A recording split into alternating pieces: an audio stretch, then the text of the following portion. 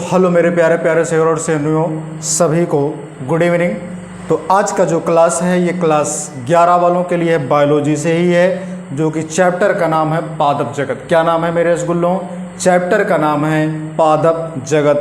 Chapter आपका 3 है। तो आइए एनसीईआरटी से हम लोग पढ़ते हैं। आज हम पढ़ेंगे भाग 3, जिसमें हमको पढ़ना है, आपने क्या क्या होगा, सहवाल को पढ़ा होगा, ठीक है। आज हम पढ़ेंगे, ठीक है, ब्रायोफाइटा के बारे में। किसके बारे में पढ़ेंगे? ब्रायोफाइटा के बारे में। हम आज इस बारे पूरी वीडियो में ब्रायोफाइटा के बारे में पढ़ेंगे, ठीक है। उसके बारे में हम लोग क्या करेंगे, चर्चा करते हैं। सबसे पहले चर्चा करने से पहले आप लोग के लिए 2 लाइनें कहूँगा कि हंस के हंसा के हमरा के पढ़ावल गइल बा, कि हंस के हंसा के हमरा के पढ़ावल गइल बा, केहू के दिल ना तोड़िया ऐसन बतावल गइल बा, केहू के दिल ना तोड़िया ऐसन के बतावल गइल बा। तहरा वजह से केहू के आँख में आंसू ना आवे, तहरा वजह से केहू के आँख में आंसू ना आवे, ऐसन संस्कार हमरा के सिखावल गइल बा, ऐसन संस्कार हमरा के सिखावल गइल बा। तो चलिए आइए मेरे रसगुल्लों, हम लोग आज क्या करते हैं, ब्रायोफाइटा को पढ़ते हैं, ठीक है। सबसे पहले चीज़ क्या है मेरे रसगुल्लों, ध्यान दीजिएगा। ब्रायोफाइटा है, ये आपकी हेडिंग पड़ेगी लाइन के बीचों बीच, ठीक है। ब्रायोफाइटा क्या है, ठीक है। ब्रायोफाइट ही लिखा जाता है, ध्यान रखिएगा। इंग्लिश में ब्रायोफाइटा पढ़ा जाता है, ठीक है। ब्रायोफाइटा भी लिखा जाता है, ब्रायोफाइटा, ठीक है, ब्रायोफाइटा। अगर मैं बात करूं मेरे शेर और शेरनियों ब्रायोफाइटा की, तो सबसे पहले हम इसके आवाज़ को देखते हैं। क्या देखेंगे? इसके आवाज़ को देखेंगे। तो ब्रायोफाइटा के आवाज़ की अगर मैं बात कर लूँ, किसकी बात कर लूँ? आवाज़ की। तो इसमें आवाज़ क्या आएगा मेरे शेरों, ध्यान दीजिएगा। ब्रायोफाइटा के आवाज़ की बात करें, किसकी बात करें? आवाज़ की। मतलब ये रहते कहाँ हैं? तो ध्यान दीजिएगा, ये रहते उस स्थान पे जैसे पहाड़ियों में। कहाँ पर? पहाड़ियों में नमी, पहाड़ियों में नमी, सीलन, नमी, सीलन और जिसको बोलते हैं मृद, और क्या, मृदा या फिर आर्द्रता, आर्द्रता भी कह लीजिए, या फिर आर्द्र, क्या कह लीजिए? आर्द्र, ठीक है। अगर हम बात करें आर्द्र की, तो ये क्या होता है इसमें, उसके बाद क्या है, छायेदार स्थान पर, छायादार, ठीक है, छायादार वाले क्षेत्रों पर, वाले क्षेत्रों पर, ठीक है। तो आवाज़ आपको पता चल गया मेरे रसगुल्लों। आगे बात कर लेते हैं, इनमें जनन भी होता है। क्या होता है मेरे शेर और शेरनियों? जनन होता है। तो इनमें जो जनन होता है उसकी बात कर लेते हैं, यानी कि इनमें रिप्रोडक्शन भी होता है। तो इनमें जो रिप्रोडक्शन होता है वो है लैंगिक जनन होता है। कौन सा जनन होता है? लैंगिक जनन होता है, ठीक है। अब लैंगिक जनन करने के लिए इनको जो है थोड़ा सा कुछ काम करना पड़ता है, मतलब लैंगिक जनन के लिए इनको जल की आवश्यकता पड़ती है, ठीक है। जब ये लैंगिक जनन करते हैं मेरे रसगुल्लों ब्रायोफाइटा, तो इनको जो है जल की आवश्यकता पड़ती है। किसकी आवश्यकता पड़ती है? जल की आवश्यकता पड़ती है। किसकी आवश्यकता पड़ती है? जल की, ठीक है, जल की आवश्यकता पड़ती है। आगे बात कर लेते हैं, ये पादप जगत के उभयचर होते हैं। क्या होते हैं? पादप जगत के उभयचर प्राणी होते हैं, यानी कि पादप, ठीक है, पादप जगत के उभयचर, उभयचर होते हैं, उभयचर होते हैं, ठीक है। पादप जगत के क्या होते हैं? उभयचर होते हैं, ठीक है। ये मैंने आपको बता दिया। दूसरा चीज़ हमने क्या बताया कि इनमें संवहनी ऊतक नहीं पाया जाता। अगला क्या है मेरे रसगुल्लों? इनमें संवहनी क्या नहीं पाया जाता? संवहनी, संवहनीय ऊतक नहीं पाया जाता, अर्थात जाइलम और फ्लोएम नहीं पाया जाता। जाइलम और फ्लोएम नहीं पाया जाता। क्या नहीं पाया जाता मेरे शेर और शेरनियों? जाइलम और फ्लोएम नहीं पाया जाता। आगे मैं बात कर लूँ इसमें, जब इनमें जाइलम और फ्लोएम नहीं पाया जाता, ये मैंने बताया ना कि इसमें क्या होते हैं, एब्सेंट होते हैं। कौन? जाइलम और फ्लोएम। ठीक है, आगे मैं बात करूं मेरे शेर और शेरनियों, मेरे टुन्ना मुन्ना, मेरे लल्ला, ठीक है, इनमें भ्रूण का निर्माण होता है। किसका निर्माण होता है? भ्रूण का निर्माण होता है। किसका निर्माण होता है? भ्रूण का निर्माण होता है। किसका निर्माण होता है मेरे शेर और शेरनियों? भ्रूण का निर्माण होता है। जब इसमें भ्रूण का निर्माण होगा तो इसे हम क्या कहेंगे? इसे कहेंगे एम्ब्रियोफाइटा। क्या बोलेंगे? जब इसमें भ्रूण का निर्माण होगा तो इसे हम क्या बोलेंगे? एम्ब्रियोफाइटा बोलेंगे। क्या बोलेंगे? एम्ब्रियोफाइटा। जब इसमें भ्रूण का निर्माण होगा तो इसे हम क्या कहेंगे? एम्ब्रियोफाइटा बोलेंगे। आगे बात कर लेते हैं, इनका जो पादप काय होता है वो थैलस का होता है। कैसा होता है? पादप काय, ठीक है, थैलस रूप का होता है। किस रूप का होता है? थैलस रूप का होता है। मतलब इनके पादप काय थैलस रूपी होते हैं। क्या होते हैं? इनके जो बाहरी जो हिस्से होते हैं वो कैसे होते हैं? एकदम क्या होते हैं? पादप काय की तरह ये जो होते हैं वो थैलस रूप की तरह होते हैं। आगे बात कर लेते हैं मेरे रसगुल्लों कि ये जो शैवाल होते हैं, ठीक है, ये जो ब्रायोफाइट्स होते हैं, ये शैवाल से अधिक मात्रा में क्या होते हैं? भिन्न होते हैं। ये शैवाल से क्या होते हैं? भिन्न होते हैं। अगर मैं बात करूं तो ये शैवाल से क्या होते हैं? ठीक है, तो शैवाल से यानी कि एल्गी से भिन्न होते हैं। क्या होते हैं? भिन्न होते हैं। मतलब इसमें विभिन्नता पाई जाती है। क्या पाई जाती है? विभिन्नता पाई जाती है। आगे मैं बात कर लूँ मेरे रसगुल्लों कि इसमें जो है पत्ती के समान पत्ती रूपी, ठीक है, तन रूपी और जड़ रूपी, जिसको बोलते हैं, ठीक है, मूल यानी कि मूलाभास। क्या बोलते हैं? मूलाभास। या फिर आप कह लीजिए इनमें पत्ती सम, तन सम और क्या चीज़? जड़ सम, ये पाए जाते हैं। इनमें क्या चीज़ पाया जाता है मैंने आपको बताया मेरे शेर और शेरनियों। यहाँ पे ध्यान दीजिएगा कि इनमें जो होता है यानी कि ब्रायोफाइट्स जो होते हैं इनमें, ठीक है, पत्ती सम या फिर पत्ती रूपी आप लिख सकते हैं, कोई दिक्कत नहीं होगा, ठीक है, और तनासम, ठीक है, और क्या चीज़ होता है? ठीक है, मूल सम या फिर इसी को हम लिख सकते हैं मूलाभास।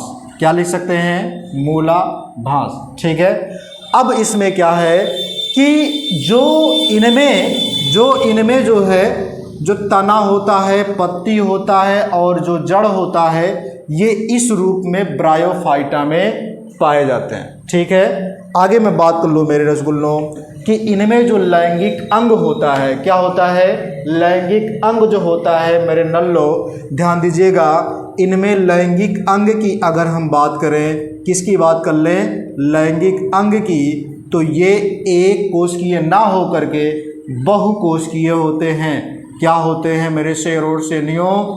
बहुकोशिकीय होते हैं, यानी मल्टी सेलुलर होते हैं। कैसे होते हैं?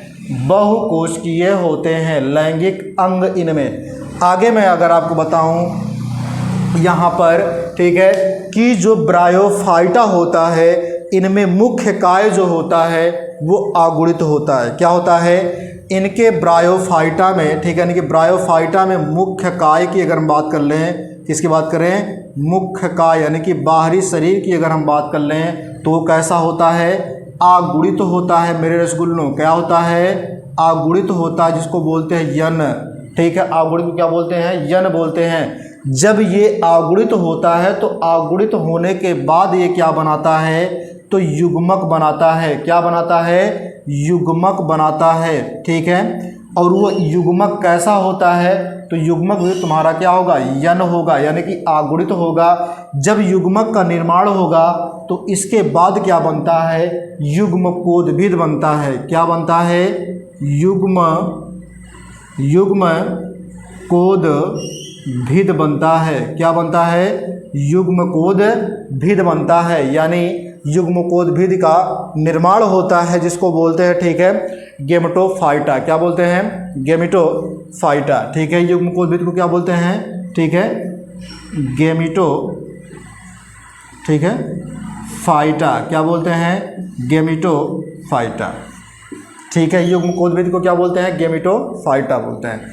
अब यही मैं बात कर लूँ किसकी, कि ये तो रहा ब्रायोफाइटा के बारे में, कुछ इसके साधारण से लक्षण हैं जो मैंने आपको बता दिया। यानी एक बार फिर से सुन लीजिए, हमने आपको बताया कि ब्रायोफाइटा को जो आवास होता है वो आवास क्या है कि ये पहाड़ियों वाले स्थान पे, वो उस स्थान पे पाए जाते हैं जहाँ पे नमी हो, सीलन हो, या फिर मृदा भी हो, या फिर उसमें आर्द्रता हो। आर्द्रता मतलब होता है नमी हो, ठीक है, और ये छायादार होते हैं। ठीक है, यहाँ पे नमी 2 बार हमने लिख दिया, आर्द्रता मतलब नमी ही होता है। ठीक है, कोई दिक्कत नहीं है इसमें। छायादार वाले स्थानों पर पाए जाते हैं। आगे हमने क्या कहा कि इनमें जो जनन होता है, रिप्रोडक्शन जो होता है, वो लैंगिक जनन होता है। लेकिन लैंगिक जनन करने के लिए मेरे शेरों और शेरनियों ये क्या करते हैं, इनको जल की आवश्यकता पड़ती है। मतलब क्या है कि अर्थात ये जो है जल के माध्यम से ही लैंगिक जनन करते हैं। इनमें नर अलग होता है और मादा अलग होता है। ठीक है, आगे मैं बात करूं, भ्रूण का जो विकास ये करते हैं, क्या करते हैं? भ्रूण का इनमें निर्माण होता है। अगर इनमें भ्रूण का निर्माण होगा तो उसे हम कहेंगे एम्ब्रियोफाइटा। क्या बोलेंगे? एम्ब्रियोफाइटा बोलेंगे। और ध्यान दीजिएगा कि इनमें जो पादपकाय होता है, यानी कि पादप का जो शरीर होता है वो कैसा होता है? थैलस रूपी होता है। कैसा होता है मेरे रसगुल्लों? थैलस रूपी होता है। तो मेरे शेर और शेरनियों अगर मैं बात करूं, ये शैवाल से क्या होते हैं? बहुत अधिक मात्रा में क्या होते हैं? भिन्न होते हैं। क्या होते हैं मेरे रसगुल्ला? भिन्न होते हैं। आगे बात कर लेते हैं कि इनमें जो पत्ती सम, तना सम, मूल सम, यानी कि मूलाभास भी इसमें पाया जाता है। उसके बाद इसमें लैंगिक अंग होता है। लैंगिक अंग जो होता है वो बहुकोशिकीय होता है। कैसे होता है? बहुकोशिकाओं में, यानी कि मल्टी सेलुलर होते हैं। उसके बाद इनमें जो मुख्य काय होता है मेरे शेर और शेरनियों, वो कैसा होता है? अगुणित होता है। अगुणित जब हो जाता है तो अगुणित का क्या होता है? इससे जो है क्या निर्माण होता है? युग्मक का निर्माण होता है। युग्मक जब विकसित होता है तब युग्मकोद्भिद का निर्माण होता है। इतना चीज़ मैंने आपको बताया। अगली हेडिंग आप क्या लगाएंगे? ब्रायोफाइटा का जीवन चक्र। क्या लगाएंगे? ब्रायोफाइटा का जीवन चक्र। तो आइए हम इसको क्या कर लेते हैं मेरे शेर और शेरनियों, रफ करते हैं। ब्रायोफाइटा का जीवन चक्र, ये आप हेडिंग लगाएंगे। ठीक है, याद रखिएगा हर एक टॉपिक आपके लिए इम्पॉर्टेंट है। ठीक है, क्योंकि एक टॉपिकें क्या हो रही हैं, सब एनसीईआरटी से ही चल रही हैं। ठीक है, तो जायज़ सी बात है जो टॉपिकें एनसीईआरटी से चलती हैं, ठीक है, वो इम्पॉर्टेंट ही होती हैं, क्योंकि आपके बुक से एनसीईआरटी लेवल का ही चीज़ें पूछी जाएंगी। समझ रहे हैं? अब अगर हम ब्रायोफाइटा की बात करें तो ब्रायोफाइटा का जीवन चक्र की बात करें, किसकी बात करें? ब्रायोफाइटा। ठीक है, ब्रायोफाइटा किसकी बात कर लेते हैं? ब्रायोफाइटा की।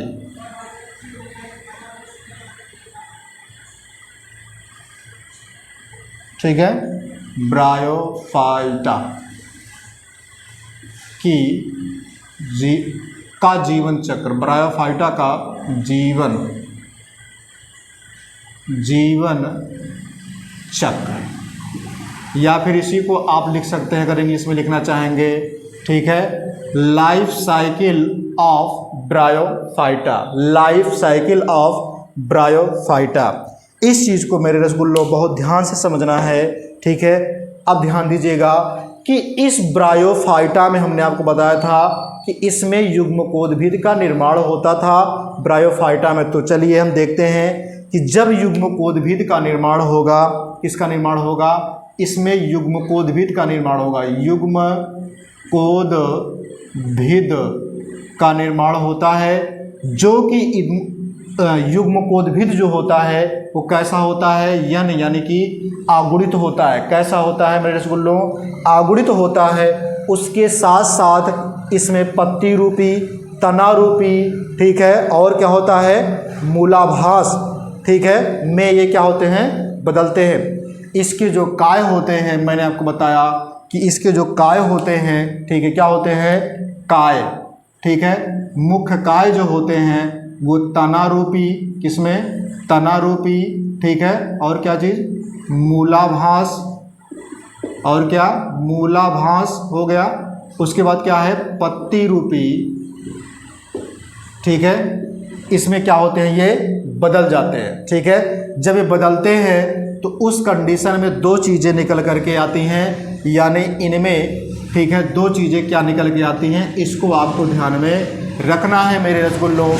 सबसे पहली चीज़ जो आपका निकल के आता है, सबसे पहली चीज़ अगर मैं बात करूं, वो आपका क्या आता है, जिसको बोलते हैं नर लैंगिक अंग। क्या बोलते हैं, नर लैंगिक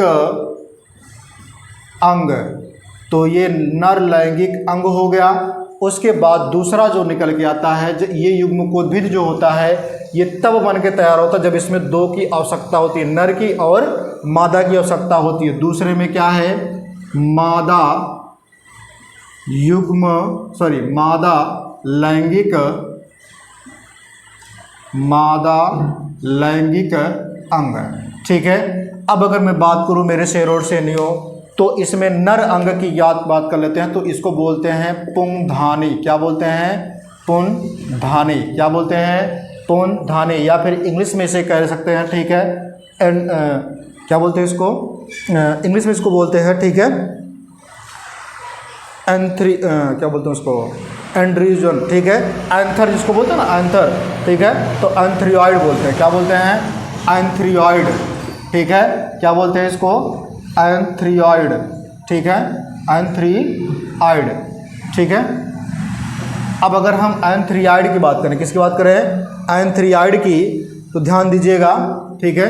एंथ्रियॉइड होता है, ये कैसे होते हैं, तो ध्यान रखिएगा, ये आगुणित होते हैं। कैसे होते हैं मेरे रसगुल्लों, आगुणित होते हैं। अब यहीं पे बात कर लेता हूँ मादा लैंगिक अंग की, तो इसको हम क्या बोलते हैं, स्त्री धानी बोलते हैं। क्या बोलते हैं मेरे शेर और शेरनियों, स्त्री धानी बोलते हैं। और इस स्त्री धानी को अगर आप ध्यान में रखेंगे तो ये कैसा होता है, ये भी तुम्हारा आगुणित होता है, ठीक है। कैसा होता है, आगुणित होता है। इसको बोलते हैं, ठीक है, क्या बोलते हैं, आर्कीगैमी। क्या बोलते हैं, आर्कीगैमी, ठीक है, या फिर आर्कीगोनिया। क्या बोलते हैं, आर्कीगोनिया। अब ये जो आर्कीगोनिया, ध्यान रखिएगा, मादा युग्मक से क्या बनता है। अगर मैं बात करूं सबसे पहले नर युग्मक से, तो नर युग्मक से जो बनता है वो आपका क्या बनता है, नर युग्मक बन के तैयार होगा। इसमें लैंगिक जननंदब होता है, तो नर युग्मक बन के तैयार होता है। क्या बन के तैयार होता है, नर लैंगिक अंग से नर युग्मक बनता है, मादा लैंगिक अंग से, ठीक है। अगर मैं बात करूं तो इसमें मादा युग्मक अंग बनता है, मादा युग्मक बनता है, ठीक है। अब इसमें ध्यान दीजिएगा कि इसके युग्मक को हम क्या कह सकते हैं, तो इसके युग्मक को हम कह सकते हैं पुमंग। क्या कह सकते हैं, पुमंग कह सकते हैं, ठीक है, पुमंग, ठीक है। जब इसे हम पुमंग कहेंगे यानी कि क्या हो जाएगा, एंथ्रोजॉइड्स हो जाएगा। क्या हो जाएगा, एंथ्रो, ठीक है, जॉइड्स हो जाएगा, ठीक है, एंथ्रोजॉइड्स, जो कि कैसा होता है, आगुणित होता है। कैसा होता है, आगुणित होता है।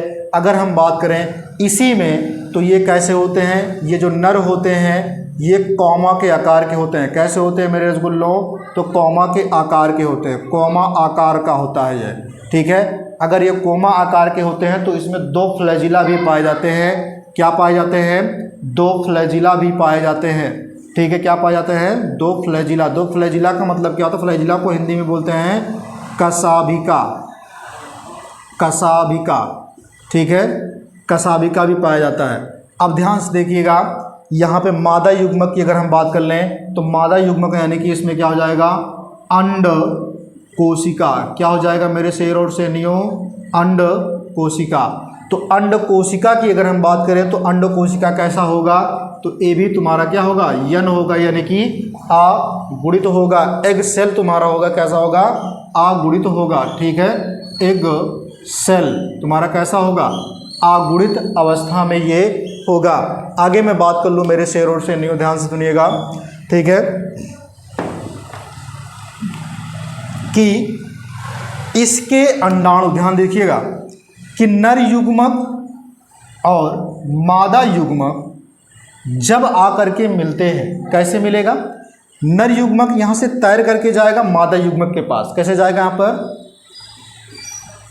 तैर करके जब तैर करके जाएगा किसके, पानी के जरिए, यानी कि निषेचन के लिए, निषेचन हेतु जल की आवश्यकता, ठीक है, आवश्यकता, यानी कि निषेचन के लिए क्या होता है, इसमें आवश्यकता किसकी पड़ती है, जल की आवश्यकता पड़ती है, क्योंकि ये जल के माध्यम से तैर करके कहाँ तक जाएंगे, मादा युग्मक तक जाएंगे। जब इनमें जल की आवश्यकता होगी, जब दोनों मिलते हैं तब निषेचन होता है। निषेचन के बाद क्या बनता है मेरे शेर और शेरनियों, अगर मैं बात करूं तो निषेचन के बाद बनता है तुम्हारा युग्मनज। क्या बनता है, युग्मनज, जिसको आप क्या बोलते हो, युग्मनज, ठीक है, जिसको आप बोलते हो जाइगोट। क्या बोलते हो, जाइगोट। और ये तुम्हारा कैसे हो जाएगा, 2n हो जाएगा। कैसे हो जाएगा, 2n, यानी कि द्विगुणित बनेगा, क्योंकि n यहाँ से मिला है, n यहाँ से मिला, तो आपको पता होना चाहिए कि n प्लस n बराबर कितना हो जाएगा, 2n। तो वही चीज़ निकल करके आया है। अब क्या होगा मेरे शेर और शेरनियों, जैसे युग्मनज बनेगा फिर इनका क्या होगा, विकास होगा। जैसे ये विकास करेंगे, यानी कि इनमें क्या होगा, परिवर्तन होगा। परिवर्तन होने के बाद विकास होगा, तो ये क्या बनाएंगे, भ्रूण बनाएंगे। क्या बनाएंगे, भ्रूण, यानी कि एम्ब्रियो बनाएंगे, ठीक है। जब ये भ्रूण बनाएंगे तो भ्रूण कैसा आपका होगा, यन होगा, यानी कि कैसा होगा, 2n होगा, द्विगुणित होगा। उसके बाद क्या होगा, फिर ये विकास करेंगे। जब द्विगुणित के बाद जब ये विकास करेंगे भ्रूण, तब बनेगा किस, क्या चीज़, बीजाणुद्भिद। क्या बनेगा, बीजाणुद्भिद बनेगा। क्या बनेगा मेरे शेर और शेरनियों, बीजाणुद्भिद बनेगा। और यही बीजाणुद्भिद आगे चल करके 3 भागों में बढ़ जाएगा। कितने भागों में, 3 भागों में बटेगा। तो यही बीजाणुद्भिद कितने भागों में बटेगा, 3 भागों में बटेगा। सबसे पहला जो भाग आपका निकल के आएगा वो होगा पद। क्या हो जाएगा, पद, यानी कि फुट। दूसरा आपका क्या हो जाएगा, सीट। क्या हो जाएगा, सीटा या फिर सीटें। क्या हो जाएंगी, सीटें या फिर सीटा। और तीसरा आपका क्या हो जाएगा, जिसको बोलते हैं कैप्सूल। क्या बोलते हैं, कैप्सूल, ठीक है। ये 3 के 3 में ये क्या हो जाएगा, बीजाणुद्भिद तीनों कंडीशन में क्या होगा, बढ़ जाएगा, यानी कि तीनों भाग में क्या होगा, बढ़ जाएगा। लेकिन जब ये बटेगा मेरे रसगुल्लों, तो कैसे बटेगा, ये तुम्हारा 2n होगा बीजाणुद्भिद, तो ये भी तुम्हारे क्या होंगे, 2n ए भी होंगे और 2n ए भी होंगे और 2n ए भी होंगे। यानी कि पद भी 2n होगा, सीटें भी क्या होंगी, द्विगुणित होंगी, कैप्सूल भी आपके द्विगुणित होंगे। तो इन तीनों भागों में क्या होगा, बीजाणुद्भिद क्या होगा, बीजाणुद्भिद जो होगा ये आपका बढ़ जाता है। जब बीजाणुद्भिद बढ़ता है तो इसमें फिर क्या होता है, अर्धसूत्री विभाजन होता है मेरे रसगुल्लों। कौन सा विभाजन होता है, अर्धसूत्री विभाजन होता है। और अर्धसूत्री विभाजन के बाद क्या बनेगा, ध्यान रखिएगा, क्या होगा यहाँ पर, अर्धसूत्री विभाजन होगा। जब अर्धसूत्री विभाजन होगा तब बनाएगा बीजाणु। क्या बनाएगा मेरे शेर और शेरनियों, बीजाणु बनाएगा।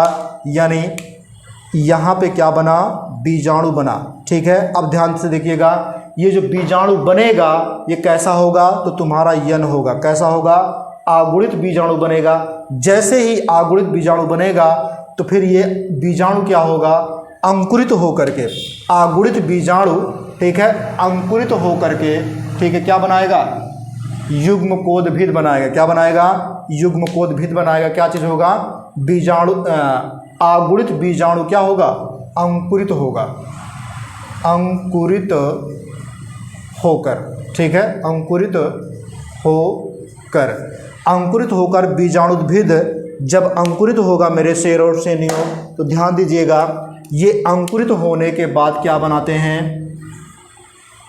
ठीक है, अंकुरित होने के बाद बीजाणुद्भिद जो होते हैं यानी कि जो बीजाणु होते हैं, द्विआगुणित बीजाणु, ये अंकुरित होने के बाद क्या बनाते हैं, युग्मकोद्भिद का निर्माण फिर से पुनः कर देते हैं।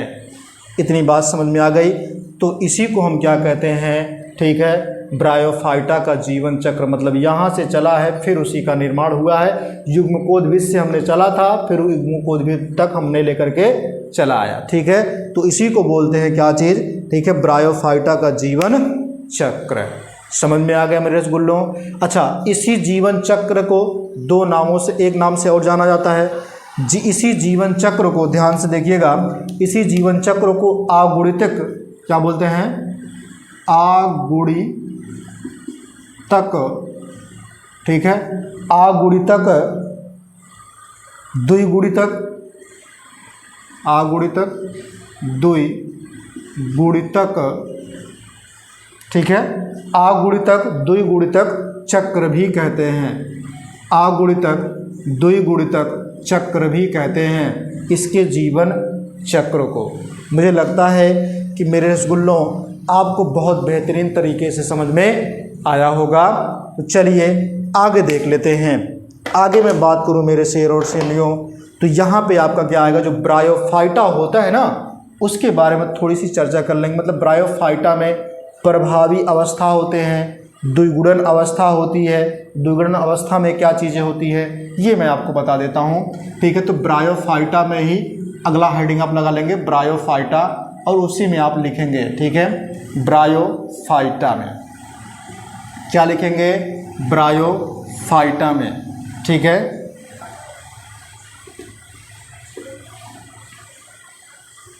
चलिए अगर मैं ब्रायोफाइटा की बात कर लेता हूँ मेरे शेर और शेरनियों, तो इसमें हमने आपको बताया था दो चीज़ें इसमें और आती हैं, ठीक है। सबसे पहली चीज़ तो ध्यान से देखिएगा कि ब्रायोफाइटा जो होता है इसमें दो अवस्थाएं आती हैं। कितनी अवस्थाएं आती हैं, दो अवस्थाएं आती हैं। सबसे पहली हमने आपको पहली अवस्था कौन सी बताई, प्रभावी अवस्था। क्या बताया हमने, प्रभावी अवस्था, ठीक है। अगर हम प्रभावी अवस्था की बात करें तो इसमें क्या चीज़ होता है प्रभावी अवस्था में, तो प्रभावी अवस्था में क्या होता है मेरे रसगुल्लों, इसी में विकसित होकर के क्या होता है, युग्मकोद्भिद आगुणित होते हैं, ठीक है। प्रभावी अवस्था में युग्मकोद्भिद, ठीक है, क्या होते हैं, कैसे होते हैं, आगुणित होते हैं। कैसे होते हैं, आगुणित होते हैं युग्मकोद्भिद, ठीक है। इतनी बातें समझ में आ गई। उसके बाद दूसरी जो अवस्था आपकी आती है जिसको हम बोलते हैं द्वितीयक, यानी कि द्विगुणन। क्या बोलते हैं, द्विगुणन, ठीक है। क्या बोलेंगे, द्विगुणित या फिर द्विगुणित या द्विगुणन कह लीजिए, ठीक है, द्विगुणित या फिर द्विगुणन, ठीक है। 2n क्या होता है, बीजाणुभिद। क्या होता है, बीजाणुभिद होता है। ये बीजाणुभिद की अगर हम बात करें मेरे रसगुल्लों, तो बीजाणुभिद जो होता है ये अवस्था होती है आपकी, बीजाणुभिद अवस्था आप कह सकते हैं इसको, ठीक है। जैसे आप इसको कहें ना प्रभावी अवस्था, इसको बीजाणुभिद अवस्था भी कह सकते हैं, उसमें कोई दिक्कत नहीं हो सकता। अब ध्यान से देखिए कि ये जो अवस्था होती है ना भैया, इस अवस्था में क्या चीज़ें होती हैं, जो बीजाणु होते हैं इस अवस्था में स्वतंत्र जीवी, ठीक है, नहीं होते हैं। क्या होते हैं ये, स्वतंत्र जीवी नहीं होते हैं। मतलब ये पूर्ण रूप स्वतंत्र होकर के घूम नहीं सकते हैं, ठीक है, ये स्वतंत्र जीवी नहीं हो सकते, इसलिए हम कह रहे हैं। अच्छा, ये जो बीजाणुभिद होता है मेरे रसगुल्लों ध्यान दीजिएगा। अच्छा, जब ये स्वतंत्र जीवी नहीं हो सकते बल्कि आवास व पोषण के लिए क्या करते हैं, ये क्या करेंगे, आवास यानी कि रहने के लिए और पोषण के लिए, किसकी बात कर रहे हैं, पोषण करने की, खाने के लिए, लेने के लिए भैया, ठीक है, पोषण के लिए, आवास के लिए और पोषण के लिए, ठीक है, पोषण के लिए युग्मकोद्भिद पर क्या होते हैं, आश्रित होते हैं। किस पर आश्रित होते हैं, युग्मकोद्भिद, ठीक है, युग्मकोद्भिद पर आश्रित होते हैं। क्या होते हैं, आश्रित होते हैं, यानी कि निर्भर रहते हैं, ठीक है, किस पर? युग्मकोद्भिद पर। अब एक चीज़ ध्यान से सुन लीजिएगा यहाँ पर कि जो यहाँ पे बीजाणुद्भिद होता है ये तुम्हारे तीन भागों में ये भी बट जाते हैं। जो 3 भागों बट करके आते हैं, सबसे पहला जो भाग आपका निकल के आता है वो किस भागों में बढ़ते हैं? ध्यान से देखिएगा, ये जो हमने आपको बताया जिस भाग में युग्मकोद्भिद बटा था उसी भाग में बीजाणुद्भिद आपके क्या होते हैं? बढ़ जाते हैं। यानी कि बीजाणुद्भिद किस में बढ़ते हैं? पाद में। ठीक है, पाद में। और क्या होता है तुम्हारा? सीटा में। और क्या था तुम्हारा? कैप्सूल में। कैप्सूल में। ये 3 भाग में बीजाणुद्भिद क्या होते हैं? बट जाते हैं। ठीक है, मुझे लगता होगा मेरे शेर और शेरनियों आप लोगों को चीज़ें समझ में आ रही हैं और बहुत आराम से मैं इन सब चीज़ों को पढ़ाते हुए चल रहा हूँ। ठीक है, तो आज की जो वीडियो है केवल यहीं तक। फिर मिलेंगे नए वीडियो में नए टॉपिक के साथ। तब तक के लिए आप लोग हंसते रहिए, मुस्कुराते रहिए और अपने टॉपिक को अच्छे से पढ़ते रहिए। ठीक है, और सभी बच्चों के पास लाइक शेयर कर दीजिएगा। ठीक है, ताकि हर एक किसी बच्चे का जो है भला भी हो सके और मेरा भी भला हो सके। आप लोग चाहते हैं ना कि मेरा भी भला हो, ताकि मैं आपके लिए और अच्छे से अच्छा कंटेंट लेकर के आऊँ। ठीक है, तो उसी के लिए जय हिंद, जय भारत।